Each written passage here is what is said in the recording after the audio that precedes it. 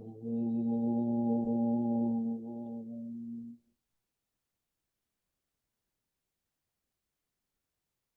ओम नमो भगवते वासुदेवाय। ओम नमो भगवते वासुदेवाय। ओम नमो नारायण। ओम नमो भगवते वासुदेवाय। ओम नमो भगवते वासुदेवाय। ओम नमो भगवते वासुदेवाय। ओम नमो भगवते वासुदेवाय। ओम नमो भगवते वासुदेव। ओम नमो भगवते वासुदेवाय। ओम नमो भगवते वासुदेवाय। ओम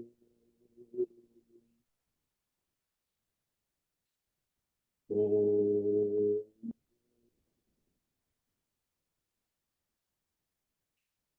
ओम।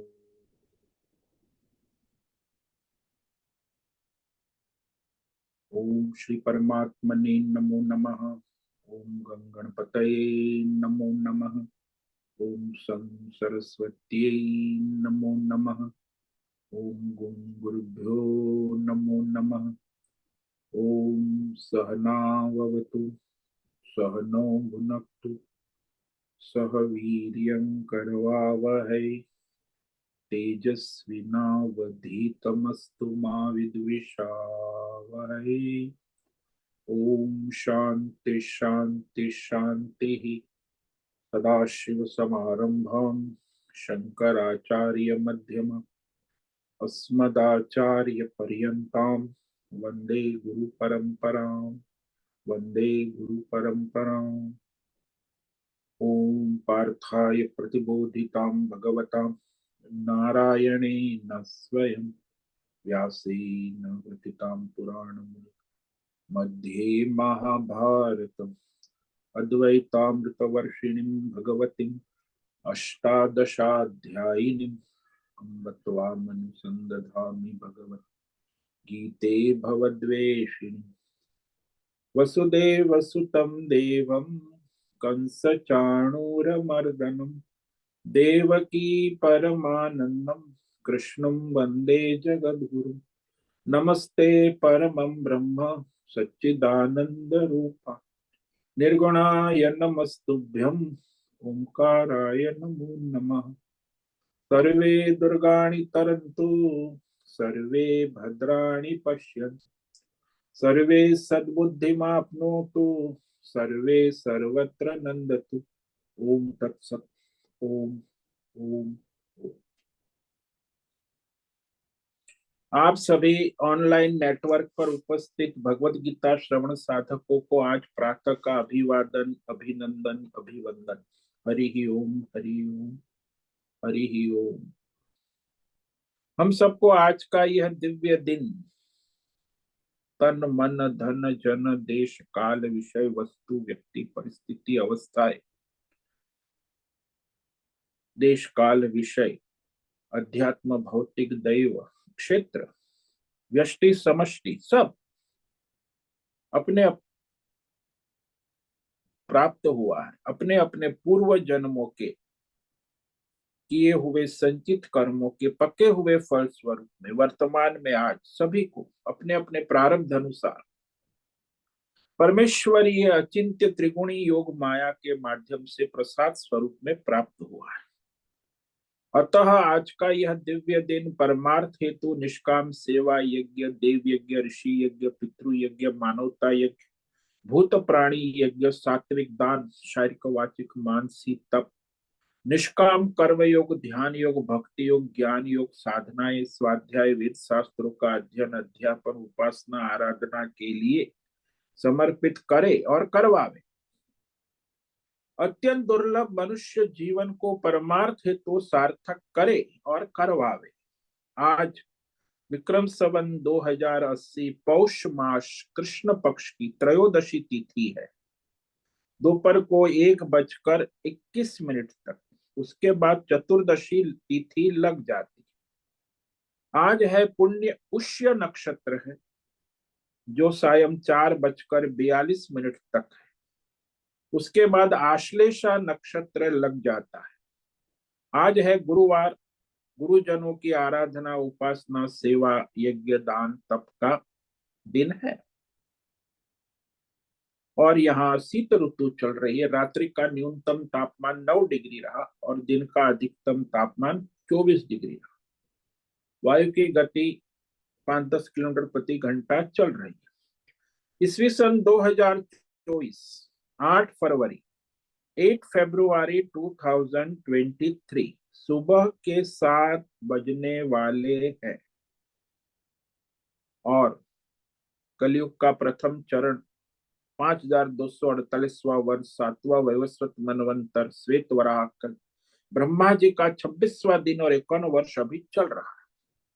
तो ऐसे अनंत कोटि ब्रह्मांडीय परमेश्वरी अचिंत्य योग माया में हमारा यह एक ब्रह्मांड, इस ब्रह्मांड में ये पृथ्वी लोक में समुद्र के ऊपर जम्बू द्वीप में विश्व का एकमात्र वैदिक राष्ट्र भारत, उत्तर हिमालय प्रांत में उत्तराखंड राज्य में टिहरी जिले, हिमालयन शिवालिक पर्वतमाला के अंतर्गत मणिकुट पर्वत के ऊपर नीलकंठ महादेव के सामने ऋषिकेश नगरी में, मुनि की रेती प्रांत में शीशम जाड़ी में अवधूत बाड़ा आश्रम के सी ब्लॉक के पहले माले से 5 नंबर कमरे से गंगा किनारे से हम स्वामी उत्तमानंद सरस्वती भगवत गीता के आचार्य शिष्य स्वामी चिन्मयानंद सरस्वती महाराज चिन्मय मिशन कविलाद्वैत वेद व्यास भगवत पाद शंकराचार्य की श्रृंगेरी संन्यास परंपरा से शिक्षित दीक्षित सनातन वैदिक भारतीय हिंदू धर्म संपूर्ण भगवत गीता ज्ञान यज्ञ ऑनलाइन चैतन्यमय जीवंत लाइव प्रसारण के अंतर्गत व्याख्यान माला में अध्याय 4 की ज्ञान कर्म संन्यास योग की प्रस्तावना करें और संस्कृत एवं हिंदी में दिव्य पवित्र सरल व्यावहारिक सटीक पूर्ण वर्ण अक्षर पद वाक्य पंक्ति श्लोक अध्यायों की संगति संधि अन्वय शब्दार्थ वाक्यार्थ भावार्थ रहस्यार्थ के यथार्थ तात्पर्य सहित वैदिक शास्त्र वेद व्यास साहित्य शंकर भाष्य एवं परंपरागत सन्यासी आचार्यों की टीका टिप्पणी सहित आज का यह भगवद गीता व्याख्यान करेंगे। कृपया आप सभी श्रद्धा भक्ति ध्यान से परिपूर्ण होकर के यह दिव्य भगवद गीता श्रवण साधना करें। इसमें से कुछ ग्रहण करें, कुछ धारण करें, कुछ अपने जीवन में चरितार्थ करें और उसमें निरंतरता लाए।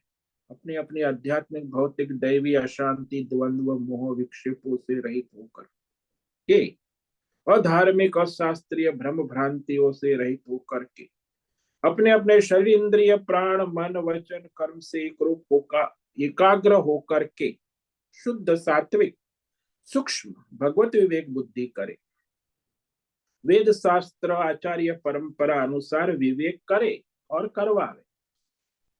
और ये जो व्याख्यान का पुनः पुनः श्रवण करे, मनन करे, चिंतन करे, चर्चा विचारणा करे, प्रचार प्रसार करे, लेखन करे, ग्रुप में शेयर करे, अपना और सबका परम कल्याण करे और करवा।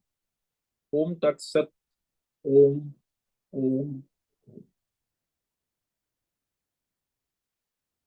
तो श्रीमद् भगवद गीता अध्याय 4 की प्रस्तावना पर हम कल विचार कर रहे थे। तो ये प्रश्न था कि ये जो कर्म करने वाला और फल भोगने वाला कौन है। आपको कोई पूछे तो आप कहे मैं हूं। अच्छा, ये मैं हूं कौन है भाई? कर्म करने वाला और अपने कर्मों के फल भोगने वाला, पाप किया पुण्य किया धर्म किया अधर्म किया, सुख भोगा दुख भोगा, यही तो है ना संसार। धर्म का फल सुख है, अधर्म का फल दुख है, पाप का फल दुख है, पुण्य का फल सुख है, कर्म मैं करता हूं और फल भी मैं भोग, फल भोगने वाला भी मैं हूं। मैं हूं वास्तव में कौन है, इसका हमें अज्ञान है। शास्त्रीय, क्योंकि सत्संग नहीं है ना, विवेक नहीं है। मैं कौन हूं, मैं शास्त्र, वेद शास्त्र की दृष्टि से अज्ञान। तो आपको पूछे कि आप कौन है, तो आप कहेंगे मैं देवदत्त हूँ, यज्ञ दत्त हूँ, ब्राह्मण हूँ, क्षत्रिय हूँ, वैश्य हूँ, शूद्र हूँ, ब्रह्मचारी हूँ, गृहस्थ हूँ।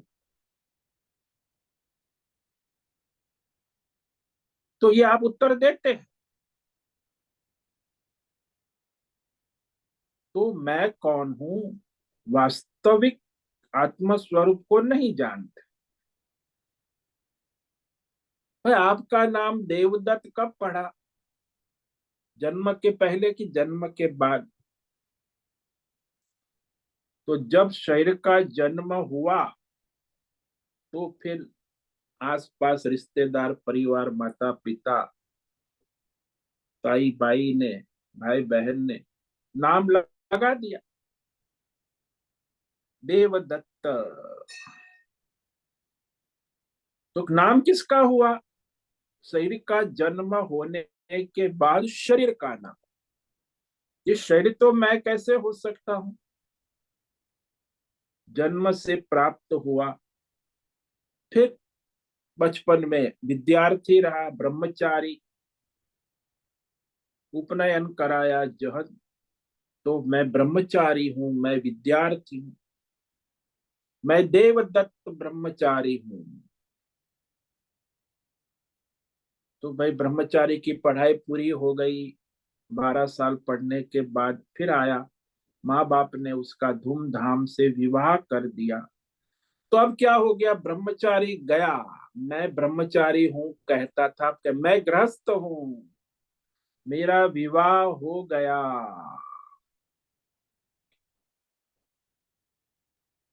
अब मैं हूं तो वही रहेगा, लेकिन फिर गृहस्थ हो गया, फिर ब्रह्मचारी, गृहस्थी भी पूरी हो गई, अब मैं रिटायर्ड हो गया, वानप्रस्थ हो गया। फिर कहते नहीं, अब मैं तो सन्यासी हो गया। तो देवदत्त ब्रह्मचारी ब्राह्मण है ना, तो कहता है मैं ब्राह्मण हूं, गृहस्थ हूं। तो क्या क्या कब कब बने? बचपन में विद्यार्थी थे, ब्रह्मचारी थे, फिर विवाह हो गया तो गृहस्थ हो गए। तो ये सारा जो है बदलता रहा। वास्तव में रहस्य ये है कि कभी गृहस्थ हो, कभी ब्रह्मचारी हो, कभी वानप्रस्थी हो। तो जब आप ब्रह्मचारी हो तो गृहस्थ नहीं हो, जब गृहस्थ हो तब वानप्रस्थ नहीं हो। तो कभी हो, कभी नहीं हो। कभी देवदत्त हो और देवदत्त का सन्यास हो जाए, तो कभी देवदत्त स्वामी देवदत्त बन, देवदत्त नहीं रहा। तो हम लोग पूजा पाठ यज्ञ करते हैं, संकल्प करते हैं, कि उसमें संकल्प लेते हैं कि मैं देवदत्त। तो पूजा पाठ में जब संकल्प करते कि मैं देवदत्त हूं, तब केवल भौतिक शरीर को लेकर ही कह रहे हैं। तो मैं ब्राह्मण हूं, मैं देवदत्त हूं, तो शरीर के स्तर पे ही जीवन होता है। जो भी कुछ बोल रहे, जी रहे, कर रहे, केवल भौतिक शरीर को लेकर कह रहे। भौतिक शरीर से हटकर अपने आत्मा के बारे में विचार करो।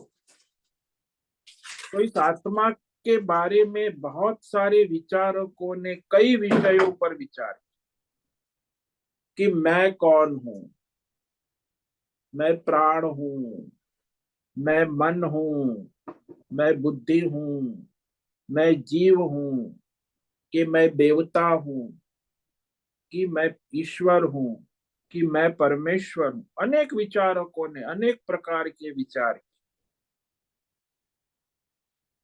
तो शरीर से हटकर आत्मा के बारे में कई विचार प्रचलित है संसार में, कई फिलॉसफी, कई थियोलॉजी।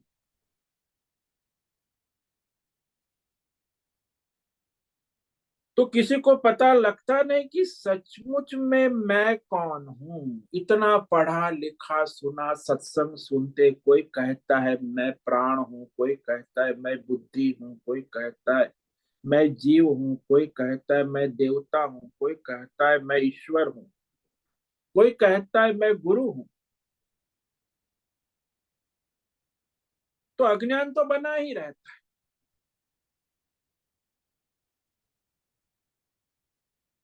अंत में कुछ लोग घबरा के कहा, अरे अरे अरे, मैं कौन हूं इसका पता ही नहीं लगता।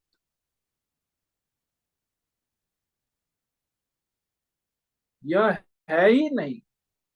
तो ये शून्यवादी, अनात्मवादी, भौतिकवादी जो है, तो वह जो अनात्मवादी, भौतिकवादी, जड़वादी कहते मैं हूं ही नहीं, मैं कौन हूं इसका पता नहीं लगता है, इसलिए यह है ही नहीं, शून्य है, कुछ है ही नहीं। नथिंग। मैं, आई एम नथिंग। मैं नहीं हूं, मैं शून्य हूं। बड़ा प्रचार चलता है आजकल तो, बड़े अध्यात्म जगत में कहते भी है कि कुछ है ही नहीं, नथिंग। कहते आगे किसने देखा, पीछे किसने देखा, कुछ है ही नहीं, ना आगे कुछ है, ना पीछे कुछ है, ना अभी कुछ है, कुछ है ही नहीं, नथिंगनेस। शून्यम शून्यम शून्यम। तो आगे किसने नहीं देखा, पीछे किसने नहीं देखा, ऐसा तो उनका मानना है कि परमात्मा है ही नहीं, नहीं है, नथिंग। शरीर से, इंद्रिय से, प्राण मन बुद्धि से शून्य पर्यंत अनेक भौतिक अध्यात्म दैव विचारकों ने परमात्मा को अलग अलग रूप से समझा है, कहा है। कोई कहता है शरीर ही आत्मा है, ये वैज्ञानिक लोग कहते हैं शरीर ही आत्मा है। शरीर जाने के बाद कुछ वैज्ञानिक प्रमाण नहीं मिलता, सूक्ष्म शरीर का वैज्ञानिक प्रमाण नहीं। इसीलिए वैज्ञानिकों को कहना है कि ये शरीर ही आत्मा। कुछ कहते हैं इसमें सूक्ष्म शरीर भी आत्मा है। कई लोग कहते हैं कि दैवी शक्ति आत्मा है। अनेक विचारक, अनेक विचारधाराएं अनादिकाल से चली आ रही, आज भी चल रही, आगे भी चलती रहे। तो ये सब जो विचारधाराएं, सब में सच्चा कौन है, वास्तव में मैं कौन हूं, इसकी जानकारी, इसका पता कैसे लगे, मैं कौन हूं। तो इस विषय में अज्ञान है कि कर्म करने वाला कौन है, फल भोगने वाला कौन है, फल देने वाला, फल दाता, कर्मों को फल देने वाला, तो इसका पता नहीं चलता। परमेश्वर कौन है ऐसे ही पता नहीं।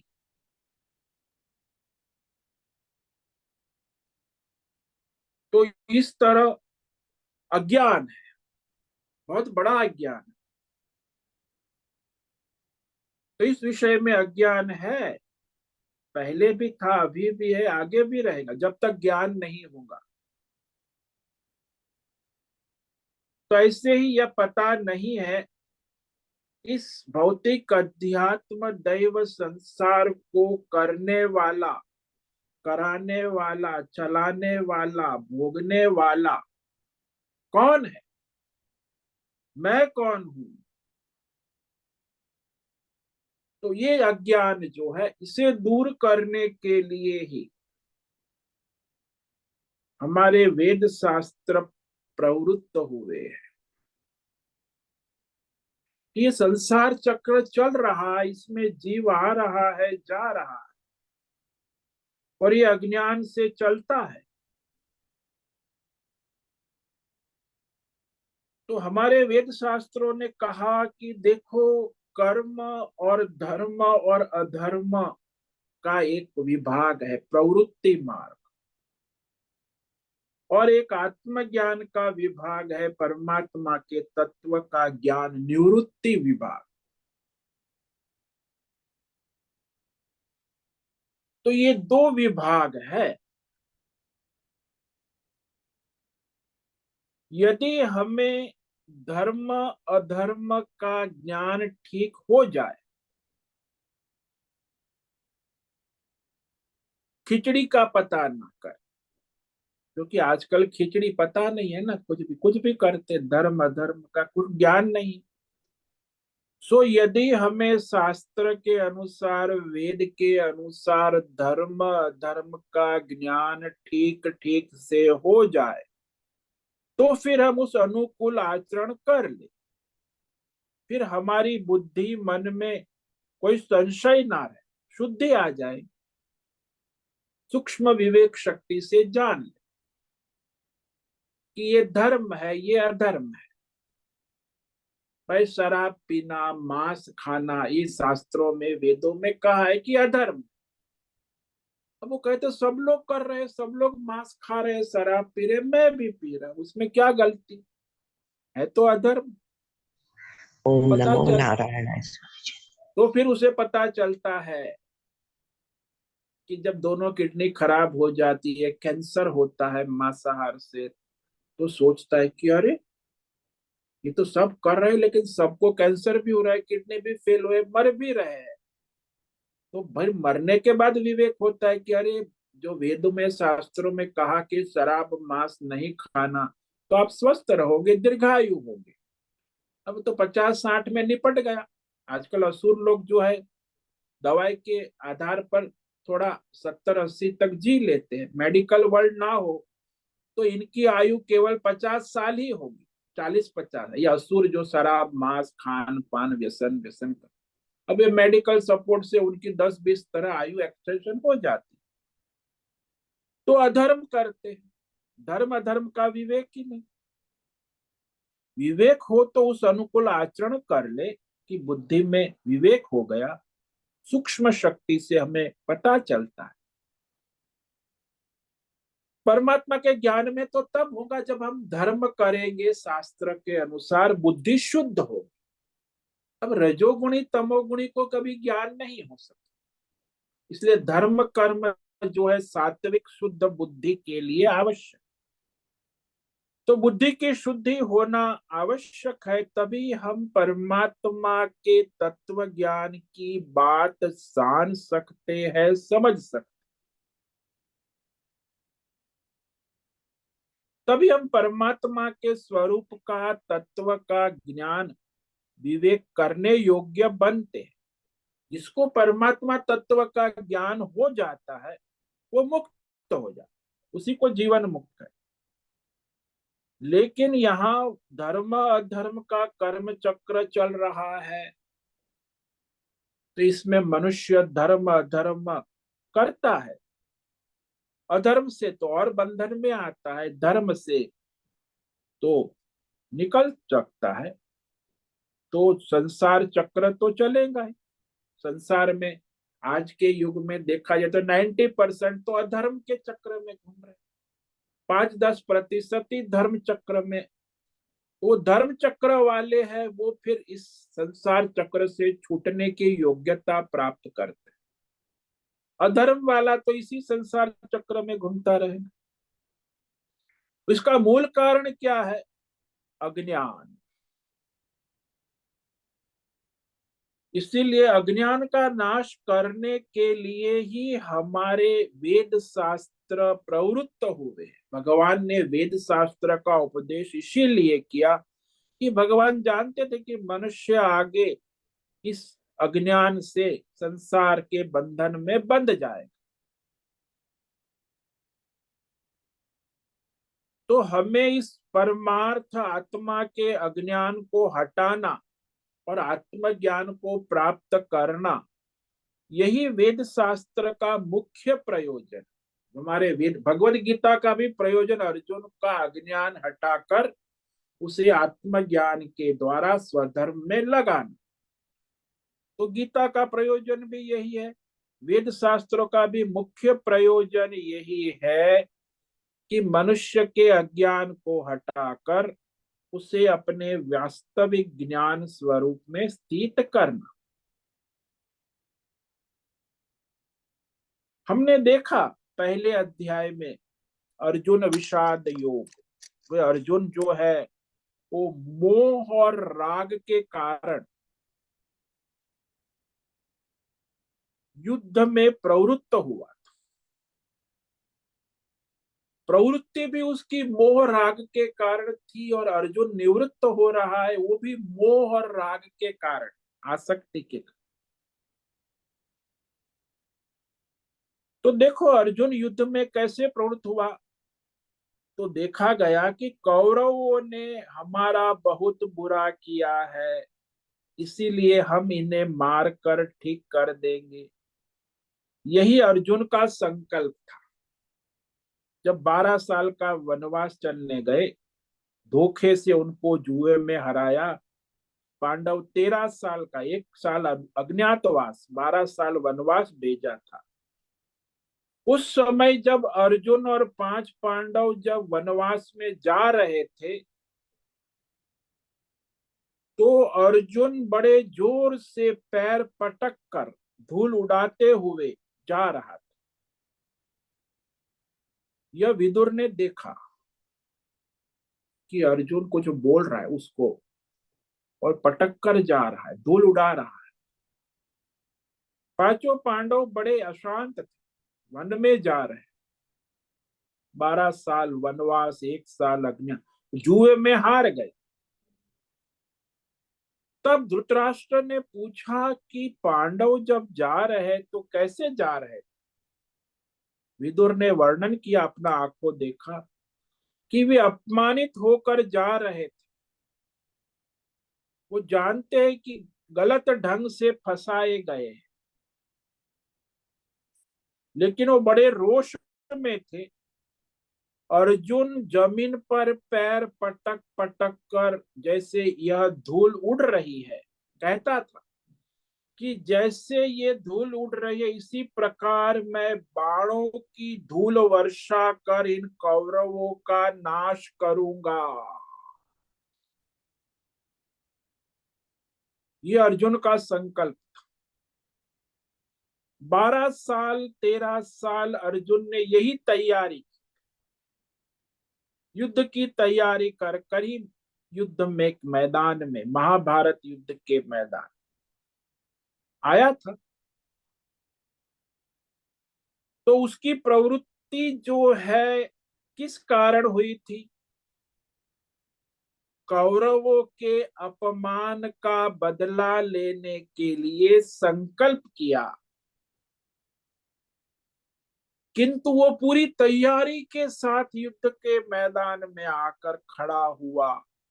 जब भगवान ने उसका रथ दोनों सेनाओं के सामने खड़ा किया, तो फिर मोह राग आसक्ति में आ गया कि अरे रे रे रे रे, ये मेरे दादा भीष्म, इसकी गोद में मैं बचपन में खेला था।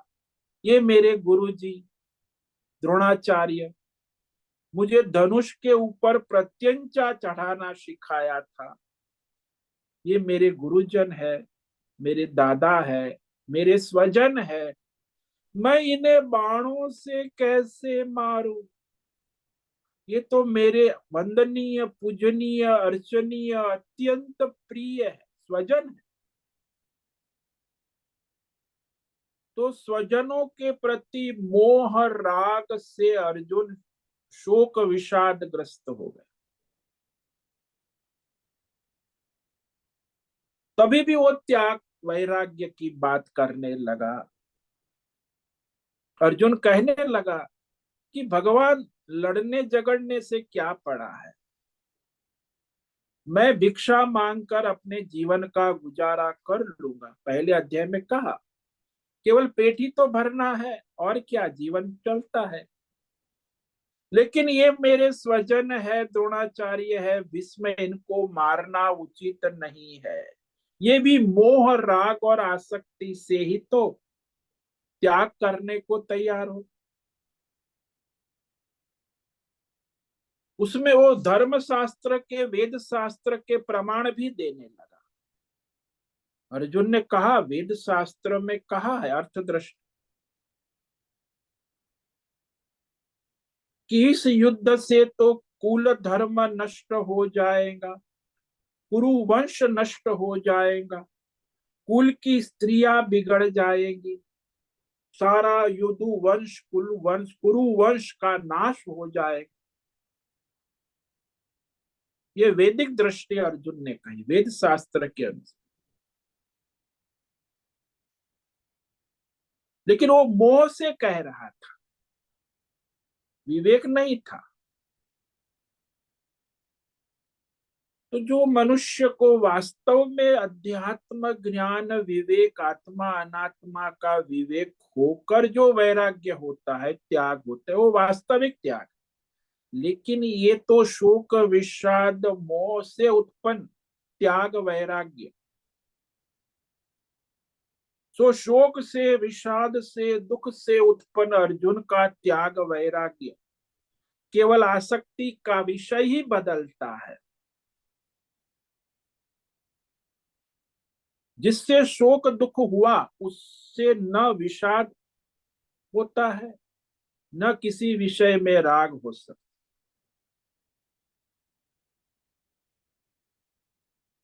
द्वेष भी एक प्रकार का राग ही है। पहले द्वेष हुआ उसे और युद्ध की तैयारी करके आया, वो भी एक प्रकार का राग आसक्ति है, द्वेष। और आने के बाद फिर राग आसक्ति, वो भी मोह के कारण। तो यहाँ हमारे आचार्य कहते हैं कि इसलिए स्पष्ट किया कि मोह के कारण, राग आसक्ति के कारण अर्जुन युद्ध करने की तैयारी करके आया और बाद में युद्ध के मैदान में आने के बाद युद्ध न करने की स्थिति में पहुंच गया। वास्तव में उसे कोई विवेक नहीं था, कोई वास्तविक विवेक वैराग्य साधकों की प्रगति के रूप में नहीं था। उसका जो विवेक वैराग्य था वो राग द्वेष से उत्पन्न, मोह से उत्पन्न। तो ऐसा जो त्याग वैराग्य है, जो मोह से, राग से, द्वेष से उत्पन्न हुआ है, वो परमार्थ साधन के लिए निरुपयोगी हो, परमार्थ के मार्ग में ले नहीं जाता। और ज्यादातर मनुष्य राग द्वेष में ही त्याग वैराग्य करते हैं, लेकिन वो फलित नहीं होता। और जो राग द्वेष से प्रवृत्त होते हैं उन्हें भी वह वेद शास्त्र के अर्थ मिल जाते, जैसे अर्जुन को मिल गया कि अरे युद्ध करने से क्या है, इनको पूज्य को मारने से क्या। वेद शास्त्र के अर्थ अपने स्वार्थ के अनुसार मिल जाते, वेद शास्त्र के निहित अर्थ। तो कामना पूर्ति के कर्मों को वे कर्तव्य रूप में उपयोग करने लगते। इसीलिए भगवान ने कहा वेद वदार्था पार्थ। तो वो लोग जो कामना वाले हैं, कर्म फलों की इच्छा करते हैं, वेदों में भी कहा है कि कामना अपनी पूरी करो। तो उसी में ये जो सामान्य मनुष्य है फंस जाते, कहे तो देखो वेदों में ही नहीं कहा है कि दुश्मन का नाश करो, पुत्र की प्राप्ति करो, इसलिए उन्हें मारना चाहिए। इसी प्रकार वेद कहता है कि पुत्र की कामना से यज्ञ करो, पुत्र को उत्पन्न करो। तो ये वेदों में कहा है। तो अज्ञानी मनुष्य इसे वेद की आज्ञा मान ले। वेद कोई आज्ञा नहीं दे रहा है। प्रवृत्ति तो मनुष्य अपने मोह, काम, क्रोध, लोभ, मोह, राग, द्वेष के कारण हो रहा है, और कहता है वेदों में कहा है। अपनी कामना, राग, द्वेष से जब प्रवृत्त होता है, तब वो वेदों के सहारे अपनी सफाई देने लगता है। यही अज्ञान है, अविवेक। और यहाँ इसी प्रकार जब निवृत्ति की बात आती है, तब भी उसे वेद शास्त्र के वाक्य, मंत्र, श्लोक मिल जाते, जैसे कथाकार लोग बोलते रहते, तो वेद वाक्य के, गीता के वाक्य मिल जाते। अपनी कामना वासना, अपनी अपनी कामना वासना अनुसार वेद वाक्य शास्त्र का अर्थ करने लगते। इसीलिए तो हजारों टीका व्याख्या वेदों में गीता के ऊपर है। सभी अपनी अपनी कामना वासना के अनुसार उसके अर्थ करते रहते हैं। यही हालत अर्जुन की थी। इसीलिए पहले भगवान ने उसको उत्साहित करने की बात की, परंतु अर्जुन के अंदर वह त्याग, वैराग्य जो है वो युद्ध न करने का उत्पन्न हो गया था। वो संकल्प उत्पन्न हो गया, तब उसने कहा कि युद्ध में प्रवृत्त तो मैं नहीं हो सकता। मोह के कारण, वो अपने स्वजन मोह के कारण वो त्याग करने को तैयार हो गया। द्रोणाचार्य और भीष्म उसके मुख्य स्वजन थे, और उसी के कारण वो युद्ध से उपराम होने के लिए तत्पर हो गए। तो उसका वह युद्ध से उपराम होना कोई विवेक पूर्वक नहीं, मोह से, राग से, आसक्ति से त्याग कर रहा युद्ध का। फिर भी अर्जुन एक बात भगवान को समर्पित होकर कहता है कि वास्तव में मैं समझ नहीं पा रहा हूं कि सत्य क्या है, तथ्य क्या है, मुझे क्या करना चाहिए अभी इस युद्ध के मैदान में। मैं आपका शिष्य हूं, शिष्य भाव से आपकी शरण आया हूं। आप मुझे उचित कल्याणकारी मार्गदर्शन करें। मैं आपकी शरण आया हूं। तो अर्जुन ने पहले अध्याय में भगवान की शरणागति स्वीकार कर ली। तब भगवान ने उसे दूसरे अध्याय में सांख्य योग में आत्म तत्व का उपदेश देना प्रारंभ किया। सीधा भगवान, जैसे अर्जुन ने बोलना बंद किया और भगवान ने पहले ही आत्मज्ञान, असोच्याद मन व सोचस्त्वम प्रज्ञावादांश गतासु न गतासुश्च नाम। सीधे भगवान उवाच, भगवान ने कहा इसका इलाज और कोई है नहीं। सीधा पहले आत्म तत्व का उपदेश देना प्रारंभ किया। सबसे पहले उसके लिए आत्मा तत्व का स्वरूप प्रतिपादन किया गया। 30 श्लोक, 20 श्लोक, तो 11 से लेके 20 श्लोक तक भगवान ने उसे आत्म स्वरूप का प्रतिपादन किया। क्योंकि उसके आत्म स्वरूप को समझे बिना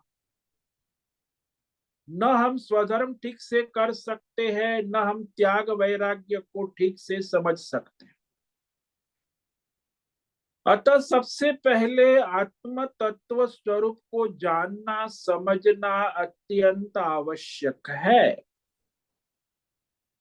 जब आत्म तत्व का स्वरूप जो उसके अंदर निरंतर दृढ़ता से स्थिर कैसे रहा जाए, यह भगवान ने बतलाया। तो उस विवेक के बाद अर्जुन जो है वह कर्म के लिए योग्य हो जाता। तो आत्मज्ञान के द्वारा निरंतर अपने आत्म स्वरूप का विवेक जागृत रखते हुए वह अपने कर्म करते हुए भी अकर्तृत्व भाव में स्थित हो जाता है, क्योंकि आत्मा रूप से तो कुछ कर ही नहीं रहा, जो हो रहा है प्रकृति के द्वारा हो रहा है। तो वह भगवान अर्जुन को कर्म करने की प्रेरणा देते, आत्मा को समर्पित होकर ईश्वर को समर्पित। तीसरे अध्याय में भगवान ने वह उपाय बताया, निष्काम कर्म योग।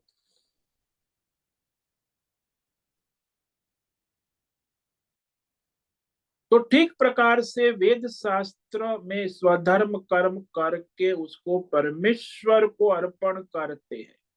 तो जो परमात्मा तत्व को जानता है उसी को अर्पण कर सकता है। पहले आत्मा तत्व को जानना आवश्यक कि मैं किसको अर्पण कर रहा हूं। तो परमेश्वर को अर्पण करते तब ऐसी अवस्था प्राप्त हो जाती है, विवेक अवस्था बुद्धि में, कि अपने अकर्ता भाव को समझकर अपने कर्म ईश्वर को अर्पण कर सकते। निरंतर कर्म और उपासना के समय भी परमात्मा में स्थिति बन जाती है।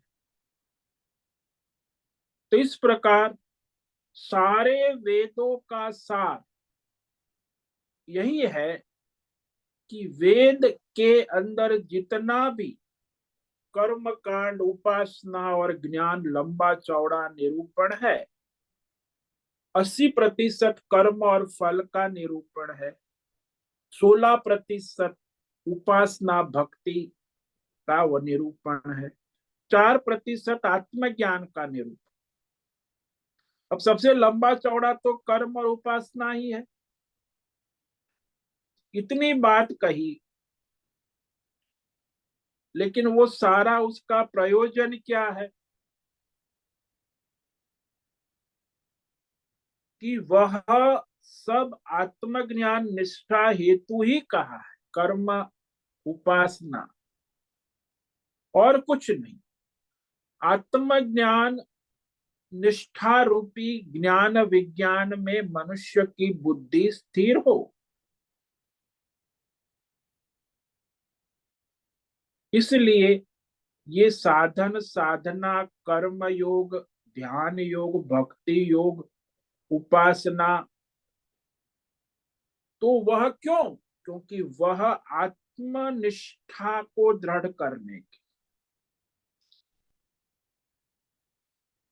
वह आत्मा की प्राप्ति की योग्यता के लिए ही निष्काम कर्म योग, ध्यान योग, भक्ति योग, ज्ञान योग कहा गया है। यही वेदों का संपूर्ण वेदों का सार है।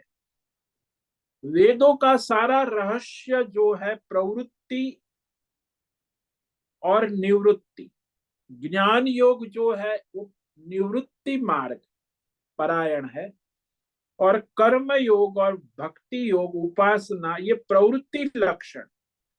तो एक है प्रवृत्ति लक्षण और दूसरा है निवृत्ति लक्षण। तो एक हुआ ज्ञान योग और दूसरा हुआ कर्म विभाग, कर्म योग। तो दूसरे अध्याय में भगवान ने ज्ञान योग कहा और तीसरे अध्याय में कर्म योग।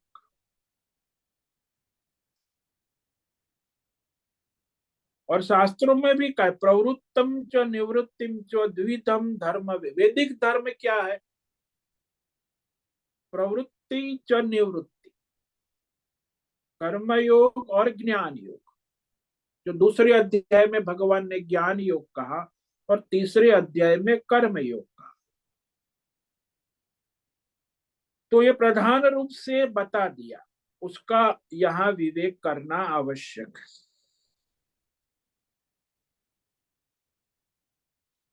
तो इस प्रकार यहाँ यह जो है दोनों अध्याय में जो भगवान ने कहा वह सारा का सारा वेदों का सार कह दिया। दूसरे अध्याय में ज्ञान योग और तीसरे अध्याय में कर्म योग। भगवान ने ये इसलिए कहा कि अर्जुन ने प्रार्थना की थी कि मुझे मेरा कल्याण हो, श्रेय हो, वह मार्गदर्शन करे, उसकी प्रार्थना थी। उसके लिए जितना कुछ बताया जा सकता है वह वास्तव में भगवान ने दूसरे अध्याय और तीसरे अध्याय में बता दिया। संपूर्ण वेदों का सार परिसमाप्त हो गया।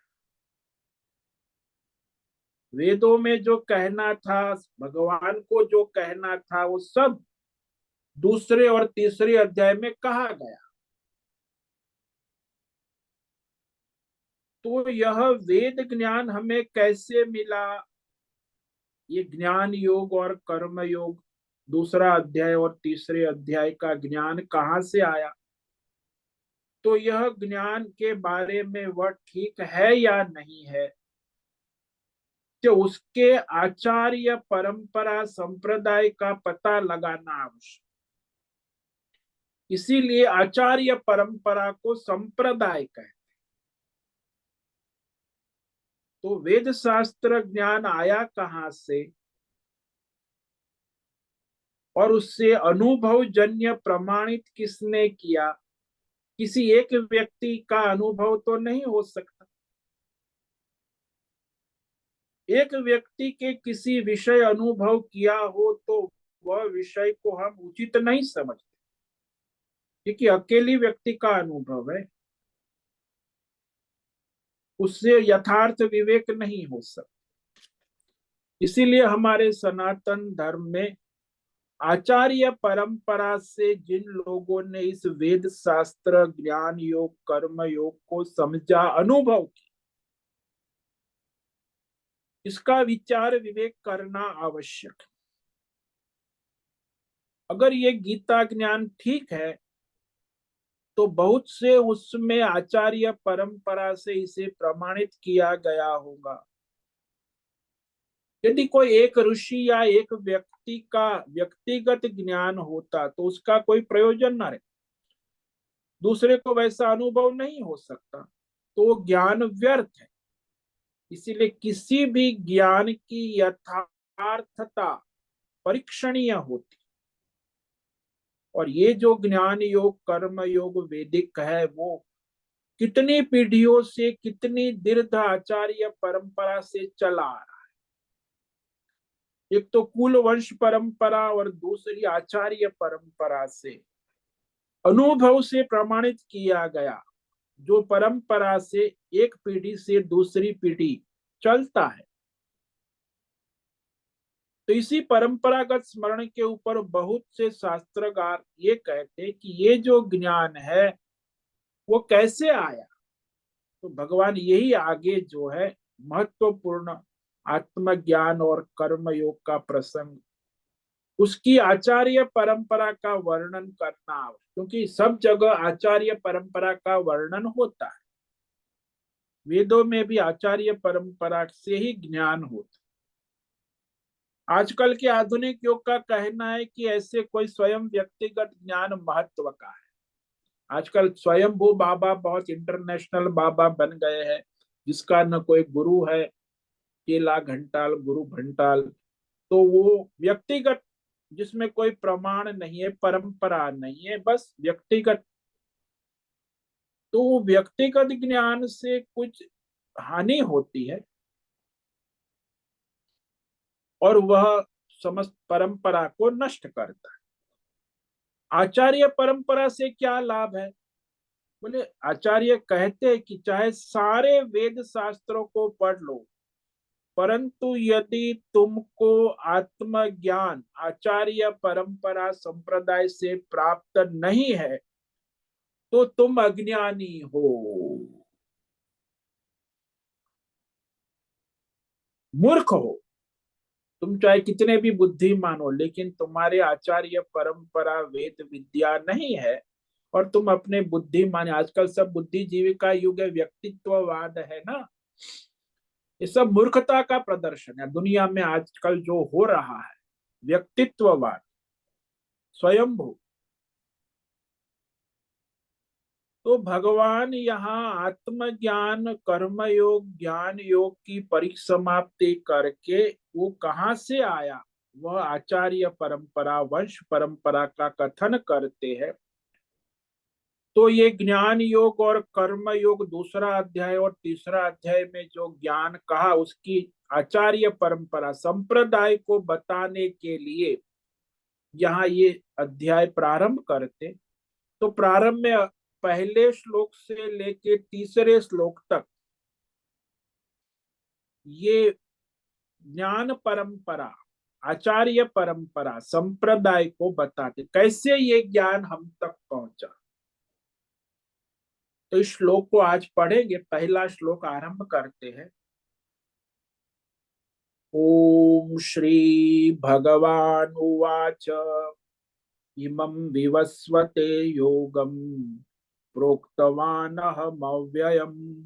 विवस्वान् मनवे प्राह मनुरिक्ष्वाकवे ब्रवीत्। तो इस अध्याय का प्रारंभ होता है ज्ञान कर्म संन्यास योग चतुर्थ अध्याय में। भगवान ही कहते हैं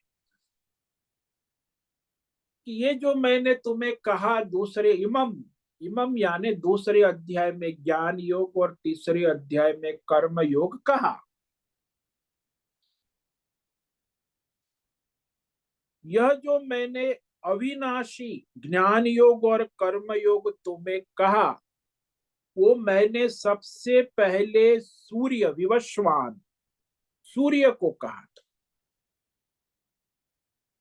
सूर्य ने अपने प्रथम पुत्र, सूर्य से उत्पन्न मानव जात है ना, पहला मनुष्य मनु, तो सूर्य का पहला पुत्र मनु, मनु को कहा।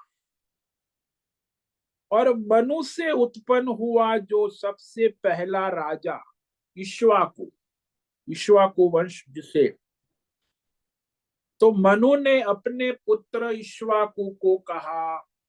तो इस तरह यह ज्ञान योग और कर्म योग की परंपरा चली आ रही है। इस पर हम कल विचार करेंगे। श्लोक नंबर 1।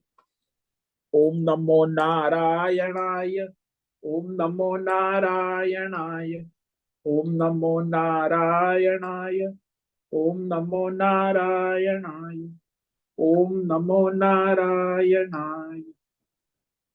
कायेन वाचा मनसेन्द्रियैर्वा बुद्ध्यात्मना वा प्रकृते स्वभावात् करोमि यत् सकलं परस्मै नारायणायेति समर्पयामि। ओम सर्वे भवन्तु सुखिनः, सर्वे सन्तु निरामया, सर्वे भद्राणि पश्यन्तु, मा कश्चित् दुःखमाप्नुयात्, अस्तो मा सद्गमय, तमसो मा ज्योतिर्गमय, मृत्योर्मा मृतंगमय। ओम पूर्णमद पूर्णमिदं पूर्णात् पूर्णमुदच्यते पूर्णस्य पूर्णमादाय पूर्णमेवावशिष्यते। ओम शांति शांति शांति। शंकरं शंकराचार्यं केशवं बादरायणं सूत्र भाष्य कृतौ वंदे भगवन्तौ पुनः पुनः। ईश्वरो गुरुरात्मेति मूर्ति भेद विभागिनि व्योमवद् व्याप्त देहाय दक्षिणामूर्तये नमो नमः। ओम गंग गुरुभ्यो नमो नमः। ओम तत्सत् ब्रह्मार्पणमस्तु। ओम ओम ओम।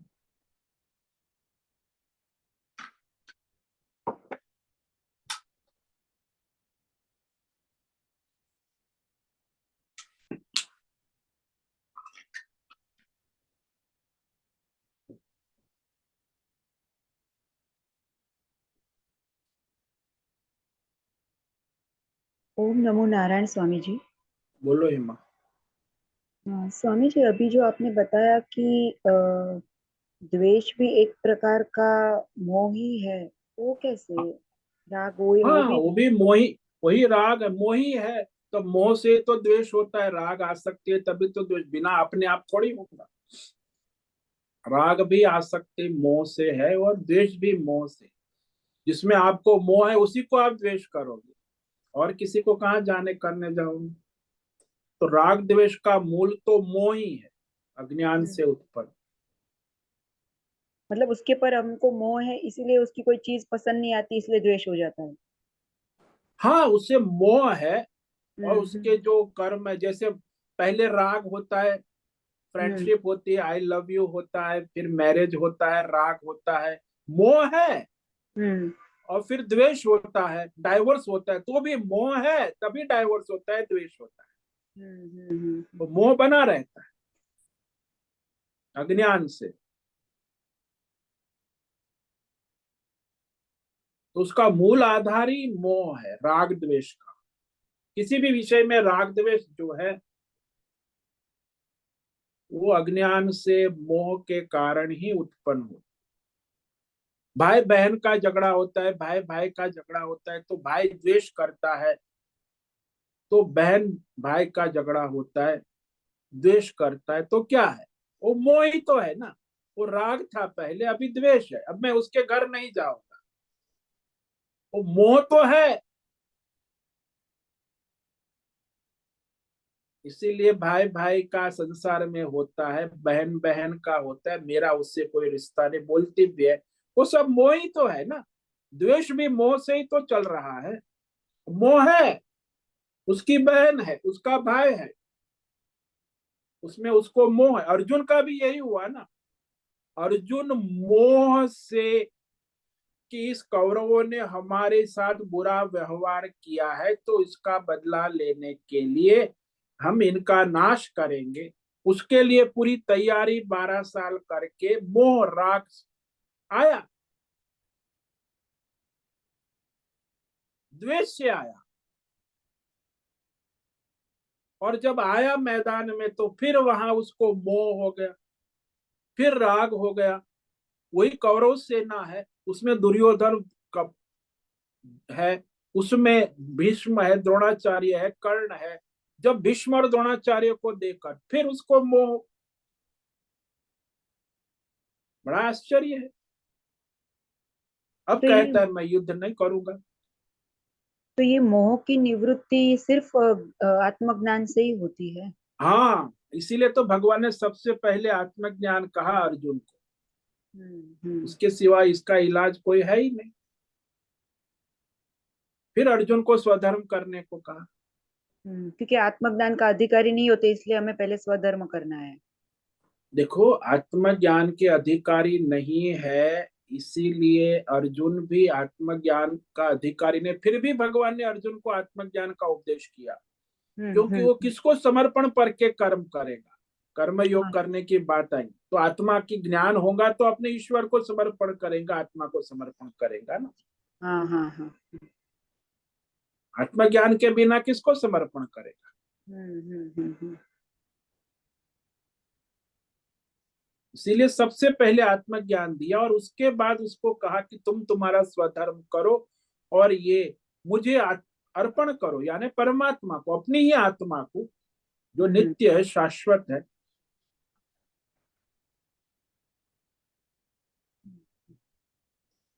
तो आत्मा ज्ञान के बिना तो कोई कर्म योग हो ही नहीं सकता।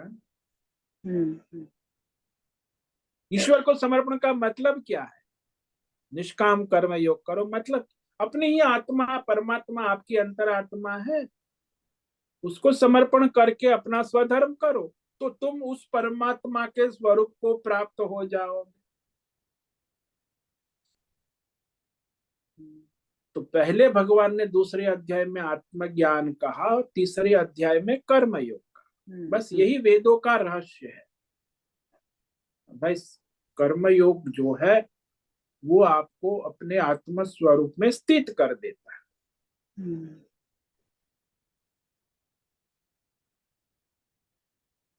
तो उसकी योग्यता बनाना आवश्यक है। ज्ञान तो हो गया कि आपको भी ज्ञान है कि मैं आत्मा हूं, लेकिन उस आत्मा को समर्पित होकर अपना स्वधर्म करते करते तुम कर्म योग, ध्यान योग, भक्ति योग से आत्मज्ञान में स्थित हो जाओगे, नहीं तो नहीं हो पाओगे। कामना वाले होकर आप कैसे आत्मज्ञान में स्थित हो? निष्काम होंगे तभी तो आप आत्मज्ञान, आपको आत्मज्ञान होना चाहिए कि मैं परमात्मा जो है आत्मा है उसको समर्पित कर रहा हूं, और आत्मा कौन है क्या है उसका ज्ञान तो होना आवश्यक है। जिसको आप समर्पित कर रहे हैं उसका ज्ञान ही पहले होना आवश्यक। उसका ज्ञान, उसकी महत्वता, हाँ, बहुत चीजें उसका समझ, वो तभी जब तो वो तब, झुकाव बढ़ेगा हमारा। हाँ तब आप समर्पित होंगे। जो हम्म परमात्मा जिसे हम कह रहे हैं हम्म वो क्या है, कौन है, कैसा है, तो फिर आप समर्पित होंगे। वो लड़की है, वो लड़के को समर्पित कब होती है? उसके प्रेमी को, जब वो जानती है कि हाँ ये है मेरे लायक, तब वो समर्पित होती है। ऐसे अपने आप थोड़ी होती है कोई किसी प्रेमी को, प्रेमिका प्रेमिका। तो जानता है, फिर आत्मज्ञान होना और ज्ञान के बाद उस ज्ञान के अनुसार अपना स्वधर्म कर्म करते रहना, ईश्वर समर्पित, तो आत्म स्वरूप में स्थित हो जाता।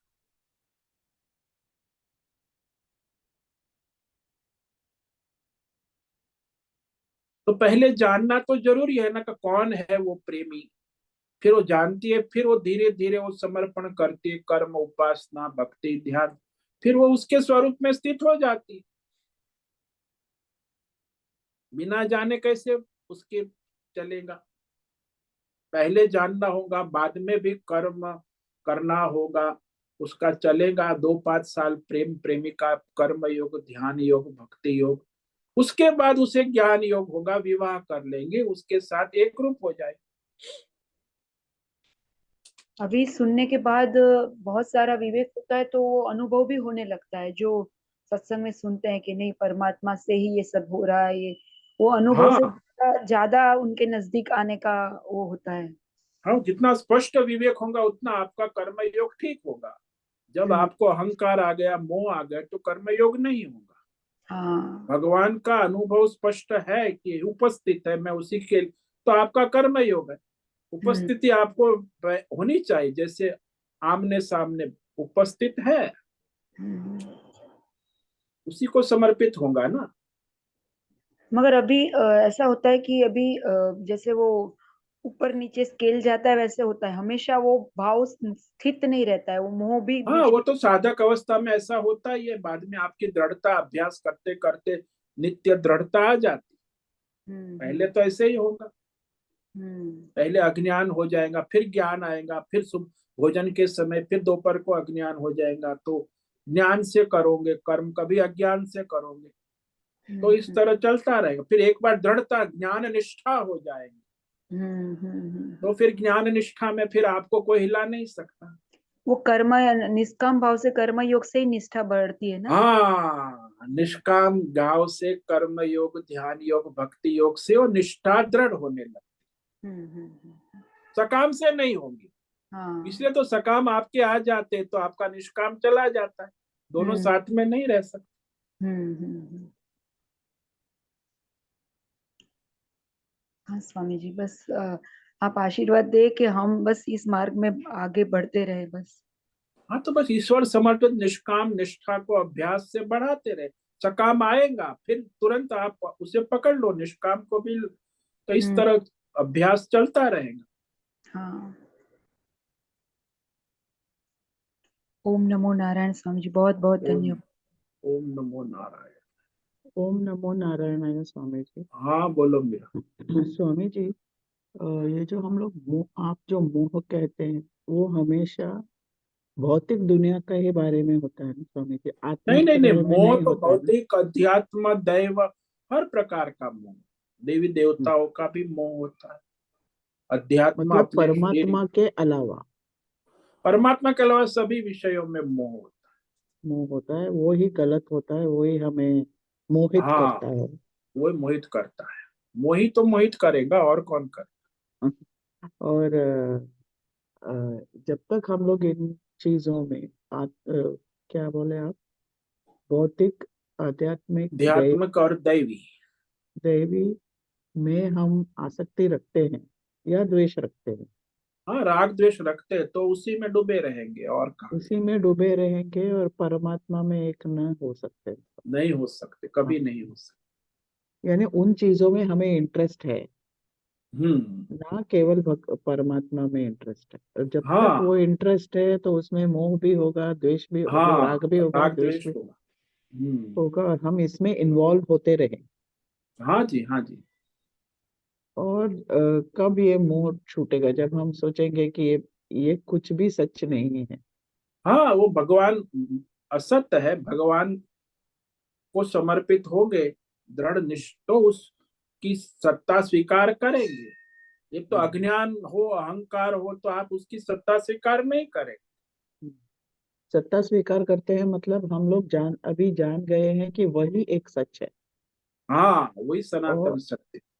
और हम इस जीव बन के इस दुनिया में आ तो गए हैं, भगवान ने हमें भेजा है क्योंकि हमें आ सकते हैं। तो हम्म। ऐसा ऐसा लगता है कि भगवान बोलते हैं तुमको इस दुनिया में बहुत आसक्ति है ना, जाओ मजा करो उसमें। हाँ जब जी। तक तुम्हें तुम्हें नहीं जानेंगे कि ये सच नहीं है, तब तक रहो, जाते ही रहो हाँ जन्म जन्म। हाँ, अच्छा। हाँ। जब असत मानोगे, मिथ्या हो गया, फिर तो आप भगवान के साथ जुड़ जाओ। हाँ, सिर्फ भगवान है, मैं भी भगवान का ही रूप हूँ, हाँ जी। ये जानेंगे तो वह इस दुनिया से, भौतिक दुनिया से मुक्ति मिलना, वही हाँ, वही मोक्ष है ना मुक्ति सब। हो जाएगी, हाँ वही मोक्ष हो जाएगी। मैं हाँ जीव हाँ, नहीं हूँ, मैं भी उस परमात्मा का ही स्वरूप हूँ, वही तो मोक्ष है। वही मोक्ष है, यानी ये इस दुनिया का मोह छोड़ना ही मोक्ष है। हाँ जी, और हाँ जी, हाँ ज्ञान जी। ही इम्पोर्टेंट ज्ञान। हाँ जी, आत्मज्ञान जरूरी है। अरे बाप। हाँ, यानी यहाँ इस दुनिया में हम लोग जो देखते हैं हर चीज मिथ्या है। हाँ जी, असत है, मिथ्या है, स्वप्नवत है। हाँ, भले वो दैवी भी हो तो हमें स्वर्ग तक हाँ ही भी हो। पहुंचाते हैं, हाँ जी, हाँ जी, हाँ जी। मोक्ष पे नहीं लेके जा सकते। नहीं नहीं अच्छा। नहीं। अच्छा, ये भौतिक दुनिया में ही हमें घुमा फिरा के रखा है भगवान ने, हाँ, मतलब। बस वो भौतिक हाँ, अध्यात्म दैवी दुनिया में भी सब माया है, त्रिगुणी माया। और ज्ञान ये है कि ये सच नहीं। हाँ जी, हाँ जी, ये पक्का, यदि आपका माइंड में 100% तो आप अभी मुक्त है। अभी मुक्त है। एक सेकंड के लिए मुक्त है, लेकिन बाद में फिर से हाँ, कुछ फिर वो कुछ पसंद है, फिर कुछ वो आ नापसंद जाएगा। है। हाँ। हाँ। अच्छा, ओम नमो नारायण आय स्वामी। ओम नमो बहुत ही नारायण। मुश्किल जिंदगी है। वो, हाँ, तो वो तो साधना है, तप है। ठीक है, आज का समय पूरा हो गया। सभी साधकों को आज का ओम नमो नारायणाय। ओम सबको ओम नमो नारायण। ओम नमो ओम नमो नारायण आय नारायण है स्वामी स्वामी जी। जी। ओम नमो नारायण स्वामी जी। ओम नमो, घोष से निवेदन है, आज का सत्संग पूर्ण करें। ओम नमो नारायणाय। आज का यह दिव्य सत्संग हम यही पूर्ण करते ओम हैं। नमो सभी नारायण साधकों आय। को ओम नमो नारायण। सभी साधकों को ओम नमो नारायण।